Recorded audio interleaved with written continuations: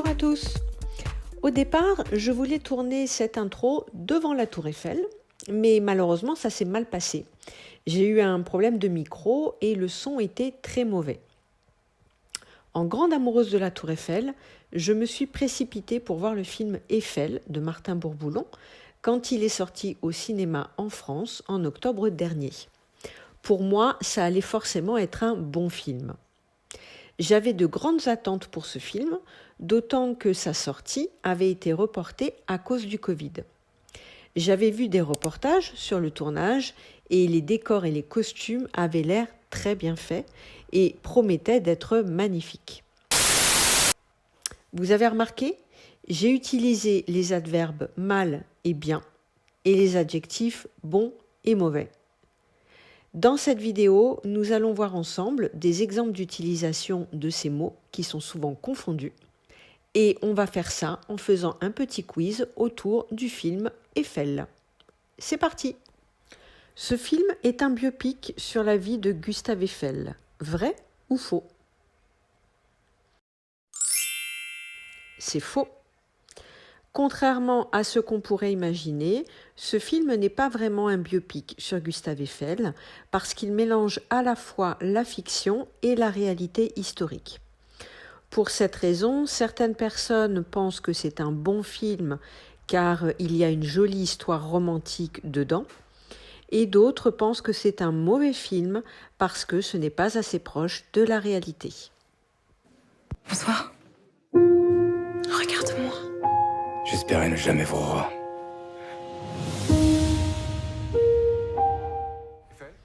Pour exploiter tout le potentiel de cette vidéo, vous pouvez retrouver la transcription écrite sur mon compte Patreon, dans laquelle vous trouverez des ressources complémentaires pour devenir incollable sur la Tour Eiffel. Vous trouverez aussi une fiche d'activité pour réviser un peu de grammaire, comprendre le vocabulaire et réaliser des activités ludiques pour pratiquer le français. Je vous mets le lien dans la barre d'infos. La Tour Eiffel en forme de A est un hommage à Adrienne, l'amour de jeunesse de Gustave Eiffel. Vrai ou faux? C'est faux. Il y a une légende autour de la création de la tour et de sa forme qui ressemble à la lettre A et qui serait un hommage à Adrienne Bourgès, qui était l'amour de jeunesse de Gustave Eiffel. Mais si l'idée est super romantique, c'est pourtant bien impossible. En réalité, la tour a été dessinée par les ingénieurs de l'équipe Eiffel, Émile Nouguier et Maurice Coquelin, et c'est l'architecte Stéphane Sauvestre qui l'a transformée et imaginée en forme de A. Ce n'est donc pas Gustave Eiffel qui a imaginé la forme de la tour, il y a donc peu de chances que sa forme ait un lien avec Adrienne. C'est pourtant à partir de cette théorie que le réalisateur Marc Bourboulon a imaginé son film en mélangeant des scènes de reconstitution historique à une histoire d'amour romantique fictive. À mon goût, l'histoire d'amour prend trop de place dans le film. Je trouve que la répartition de l'histoire d'amour et de la construction de la tour est mal proportionnée. Mais les costumes sont très bien faits, les décors sont très bien reconstitués, les lumières, les effets spéciaux de la construction de la tour, les plans de Paris sans la tour valent vraiment le détour. C'est donc quand même pour moi un bon film que j'ai aimé voir, même si je suis restée un peu sur ma faim. Pourquoi tu m'as pas tout dit? Lui, il m'aime.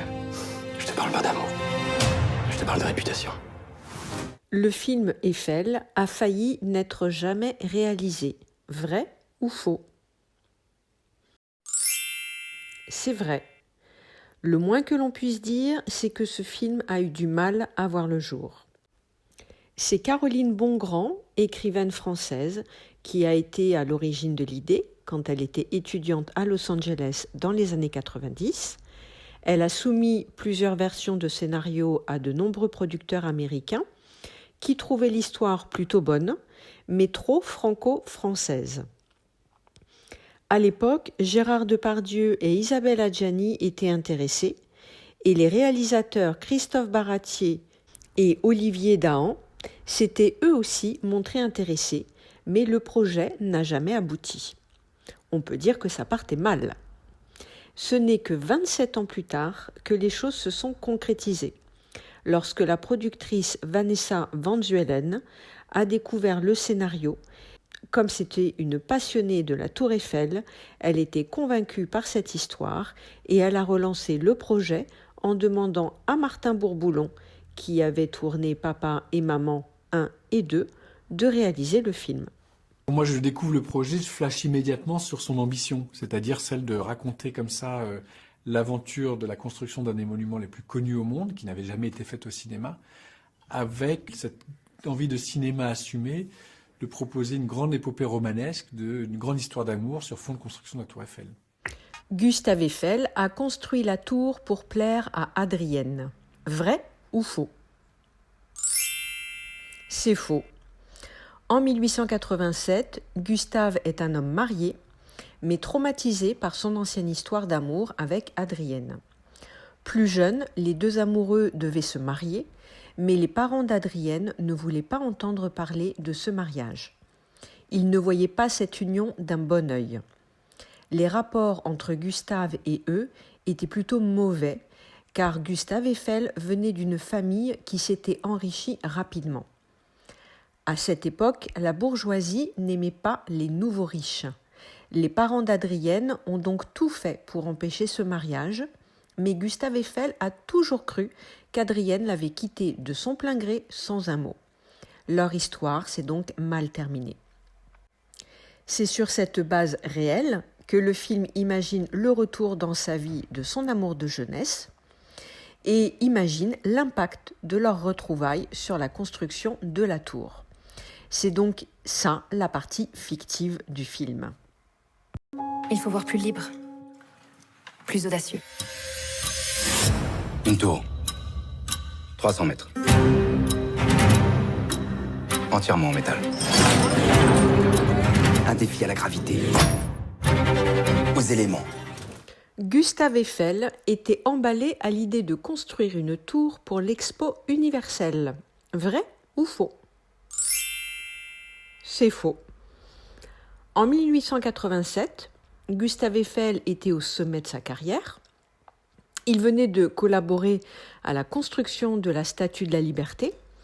On peut dire qu'il avait bien réussi, mais il ne voulait pas entendre parler du concours pour l'exposition universelle prévue 2 ans plus tard. Il ne voyait pas l'intérêt de construire une tour qui serait démolie au bout de quelques années et trouvait que c'était une mauvaise idée. Son intérêt se portait plus sur la construction d'un moyen de transport qu'il jugeait révolutionnaire, mais qui ne faisait pas l'unanimité, le métropolitain, que l'on appelle aujourd'hui le métro. Son entourage faisait pression sur lui et il a fini par quand même donner le feu vert à son équipe pour dessiner des croquis et réfléchir sur le sujet. C'est moche. On peut monter jusqu'à 200 mètres. L'obélisque de Washington ne mesure que 169 mètres. En somme, c'est ça qui montera le plus haut. T'as pensé l'exposition universelle? Je vais pas recommencer. Je vois pas l'intérêt de construire un machin qui sert à rien et qui va falloir démonter juste après. À l'époque, le grand public était contre la construction de la tour. Vrai ou faux? C'est vrai. Quand Gustave Eiffel entame la construction de la tour, il se lance dans un projet titanesque et révolutionnaire. Avec ses 300 mètres, c'était à l'époque la plus haute tour au monde, et beaucoup de gens estimaient qu'elle allait défigurer le paysage parisien. D'ailleurs, 47 artistes et intellectuels de l'époque, comme Émile Zola, Alexandre Dumas, Guy de Maupassant, ou encore l'architecte Charles Garnier, qui avait construit l'Opéra Garnier de Paris, ont même écrit une lettre contre le projet, dans laquelle elle était décrite comme une tour inutile et monstrueuse qui allait déshonorer Paris. Vous voyez trop grand, trop haut. Tout Paris est contre nous. Ils en sont même à compter le nombre de morts que la tour va faire en s'effondrant. Ce que nous allons entreprendre, personne ne l'a jamais tenté. Nous allons construire un rêve. Cette tour, les gars, c'est celle de la France. C'est ensemble qu'on l'a commencé. C'est ensemble qu'on va l'achever. Adrien! J'espère que cette vidéo vous a plu. Vous pouvez télécharger la transcription écrite de cette vidéo sur mon compte Patreon. Et dans cette transcription, vous trouverez du vocabulaire expliqué et des activités en bonus. Je vous dis à très bientôt dans une prochaine vidéo.